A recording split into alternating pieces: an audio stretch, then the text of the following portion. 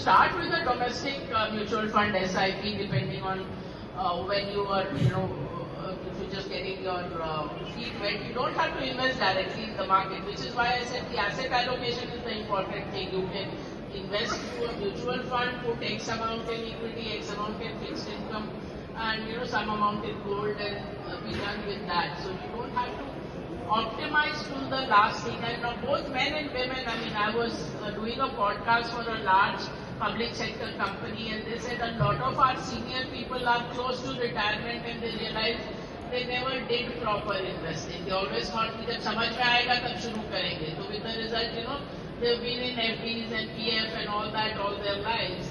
And now suddenly you realize that you have not got the compounding and you don't have the corpus when you are retiring. So just get the broad parameters right. As I said, you don't have to have this magic wand for getting multi-baggers, and don't use investments for entertainment. Women less than men. It's the men who want to talk at cocktail parties that I found this stock which became a multi-bagger. So that's not the purpose of investment. So you get the broad parameters right, and that's good enough. Coming back shortly to the commodities question on gold and silver. So yesterday, Naren was here from ICICI Mutual Fund, and he actually cautioned investors that it is not the time to invest in silver anymore, though it is still climbing. What is your view on gold and silver? Gold and silver have to be part of your asset allocation, but not a very large part. I would say don't go beyond single-digit allocation in both of these put together. And yesterday I had done a post saying that if you drive looking backwards at the road that has gone by, you're going to crash your car. And it's essentially the same thing with investing. And systematically, if you invest in something, whether it is asset class, whether it is country, whether it is an industry that has done well of late, you will systematically underperform. In January, inflows into gold ETFs and funds exceeded the investments into equities. So last, for example, around April, if you see, there are hardly any investments into the gold funds.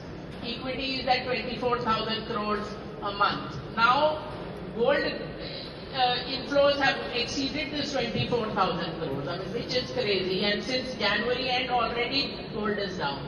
And as I said, see, for our grandmothers, that was the only dollar asset. But in dollar terms, gold is no safe haven. It has been one of the most volatile assets in the world.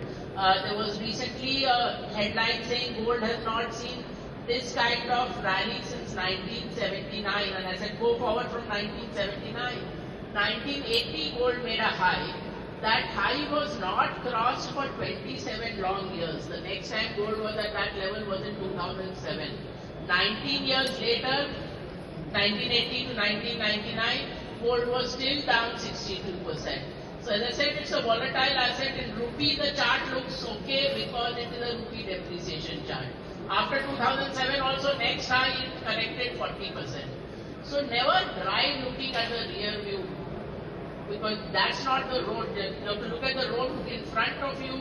What are the dangers? What are the opportunities?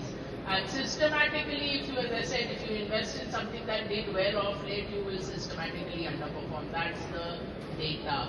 So this is not the time to pile into gold, and if already you have something like 25-30% of your portfolio in gold, cut back. Gold and silver put together. So very briefly, two mistakes that women in the 30s and 40s make. One, you have to start investing as soon as you start earning.